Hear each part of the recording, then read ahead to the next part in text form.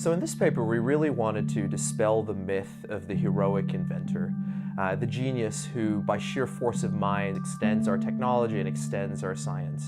Innovations don't require a particular innovator any more than your thoughts require a particular neuron in your brain.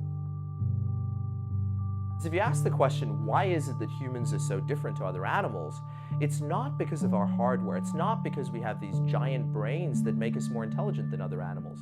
In fact, some chimpanzees can beat us on basic working memory tasks, and they even play some economic games closer to the Nash equilibrium, that is, the optimal strategy of play, when we don't. What makes us different to other animals is that we have two lines of inheritance: a genetic line, which all species on Earth have, and a cultural line that's unique to us.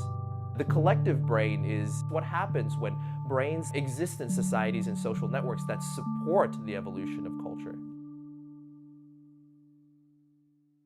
Now, when people think about that heroic genius innovator, they often think of someone with a very high IQ. But in this paper, what we argue is that IQ itself is a product of our collective brains. And if you take this perspective, it helps to solve many mysteries in the IQ literature. IQ test scores have been rising over generations. Now, if you take this rise in IQ at face value, it would render large portions of previous generations barely functional. But if you take the perspective of the collective brain, then IQ becomes a measure of cultural complexity. As we dispel the myth of the heroic genius inventor, what we also point out is that these collective brains can make each of their constituent brains smarter. So in this paper, we identify three factors that we think strongly influence the rate of innovation. These are, for example, the size and interconnectedness of a society, the fidelity with which information is transmitted between people, particularly between generations, and the amount of cultural variance that that society has. So, for example, when it comes to cultural variance, a society's tolerance for deviation or tolerance for diversity allows for a greater range of ideas in that population. The more diverse ideas you're exposed to, the more likely you are to come up with creative new innovations.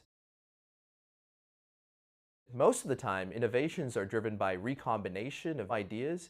So it's when new ideas that have previously haven't met in a social network meet that a real innovation takes place. Other times it's pure serendipity, and another time still, these are incremental improvements on existing technologies. Taking this perspective on innovation also helps to explain why, for example, innovations seem to occur at roughly the same time. Newton and Leibniz both come up with calculus at roughly the same time. There's disputes about who came up with it first. But why is it that across all of space and time, calculus emerges at roughly the same time in two minds? From the perspective of the collective brain, this really was the meeting of ideas that had not met before. There are, of course, ways that you can encourage more deviation in society. So stronger social nets allow people to take risks, to leave their job when they have that great idea and pursue it. Weaker patent laws allow people to recombine ideas out there in the world.